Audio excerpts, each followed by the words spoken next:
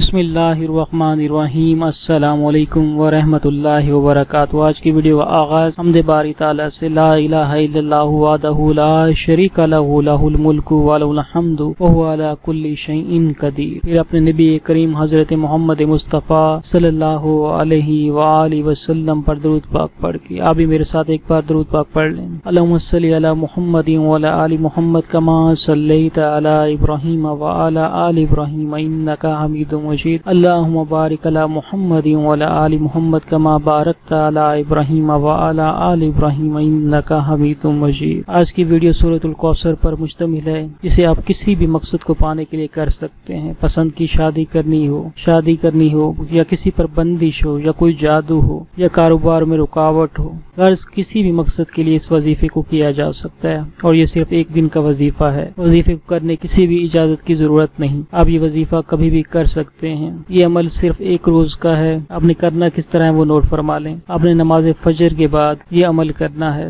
سب سے پہلے آپ نے 100 مرتبہ استغفار کا کلمہ استغفر اللہ العظیم الذی لا الہ الا هو الحی القیوم واتوب الیہ پڑھ لینا ہے۔ اس کے بعد نبی کریم حضرت محمد مصطفیٰ صلی اللہ علیہ وآلہ وبارک وسلم پر 11 مرتبہ درود ابراہیمی پڑھنا ہے۔ اس کے بعد آپ نے بسم اللہ الرحمن الرحیم کے ساتھ 133 مرتبہ سورۃ الکوثر کو پڑھنا ہے۔ جب آپ سورۃ الکوثر کو 133 مرتبہ پڑھ لیں، اس کے بعد نبی کریم صلی اللہ علیہ وسلم پر 11 بار درود پاک پڑھیں۔ پھر آپ نے جس مقصد کے لیے یہ عمل کیا تھا پورا کرنے کے لیے، اس کی حصول کے لیے دعا کریں۔ دعا میں عاجزی ہو، انشاءاللہ تعالی آپ کا مقصد آپ کو حاصل ہوگا۔ ویڈیو اچھی لگی ہو تو لائک اور شیئر ضرور کر دیں۔ بہت شکریہ۔ اللہ حافظ۔